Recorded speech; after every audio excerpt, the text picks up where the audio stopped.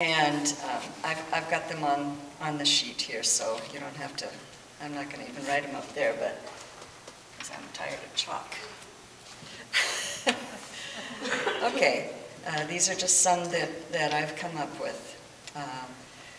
First, number one, look at the grocery ads. This is groceries, you know, we all have to eat, so we all have to buy groceries, so. Everybody gets, if you don't get the newspaper, you get the Trading Post. I think everybody in the county gets the Trading Post, and it has grocery ads in it. So you take them out and you look at them every week, and you plan what you're going to buy by what's on sale. So, and then, you know, you can, depends on how organized you are, whether you make all your menus out or you just, you know, buy what's on sale and then you have it available. Second thing is make a list of everything that you need to buy. Now, I keep a list on my refrigerator.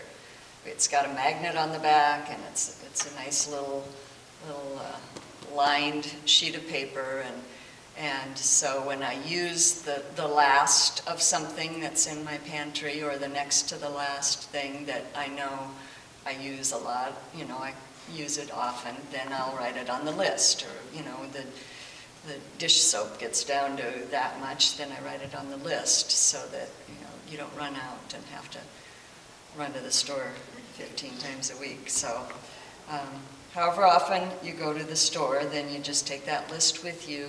And my third point is don't shop hungry. So when you take this list and go to the store, make it after you've eaten, so that you, and buy things only on the list, so that you won't buy things impulsively. You know, stores are set up to catch your eye with things, you know, while you're waiting in the checkout counter, or, you know, those end cap things. As you go around the corner, you see this display and you think, ooh, that looks good. You know, a few of those in there. That must be a good price. It's on the end cap, you know. Yeah. Yeah, another thing, which I didn't write down, is carry a calculator with you when you go to the store, because I was just... I think people probably think I'm pretty silly because I spend a lot of time in the toilet paper aisle with a calculator, because they can't seem to make all the packages be consistent. You know, this one has, you know, 57.3 square feet, and this one's got, you know. So how do you know which one is less expensive? So I'm there, you know, calculating how many cents, you know, and I'll show you how to do it. I know how to do it really fast, and calculate which one's cheaper. So, and this is something that I learned from my sister. Each time you shop, she counseled, she was a social worker, and she counseled a young mother who was just starting out, who felt like she couldn't afford to buy any more than she absolutely used up, totally used up every week. And this is a principle that she taught her: buy one more can, or one, you know, one more of, a little bit more, whatever you can afford. You know, it doesn't cost too much to just buy one more of something, so that you kind of build up a supply, so that you have something, and also it allows you to do something which I'm a real big one on. It probably doesn't work for you guys with your big family, because making a double recipe probably wouldn't fit in your crock pot or your oven, but I like to make more. If I'm going to go to the trouble of making a recipe, making a meal, then I make more than what we will use, so that there's leftovers. And this can also, you know, go for things in the pantry too. You know, if you buy a little bit extra that you're not going to use that week, then you have something there, so that you're not tempted to say, oh, there's no food in the house, why don't we go out to eat? Or order out pizza, you know, there's nothing to eat here. So there's always something to eat, you know. And leftovers we've always used, you know, for lunches. If you have a microwave, they're so easy to heat up. Or if you're not into eating the same exact thing a second time through, I know some people are, don't throw away your leftovers. Don't throw away things that you haven't eaten the first time.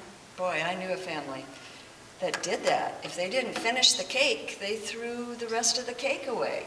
It's just like so far beyond what I can think about. But you can make it into something a little different, usually. If you don't like eating the same thing the second time. You know, save it in the fridge or put it in the freezer. You know, you can eat it in a week or change it into something.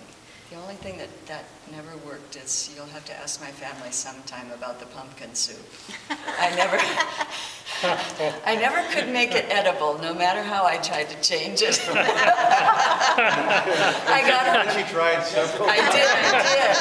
got that pumpkin free the day after Halloween. I thought, this is free food. Don't ever try pumpkin soup. We didn't even have a dog at that time, so the dog couldn't even eat it, so that's the last resort. Another thing I've done is develop a list of meals that I make commonly and that, you know, people in my family like, and I usually have the ingredients on hand for. So if I just, you know, I'm not feeling creative, I'm kind of a person, I don't plan menus ahead. I get up in the morning and sort of, ooh, it's rainy, I think I'll make soup.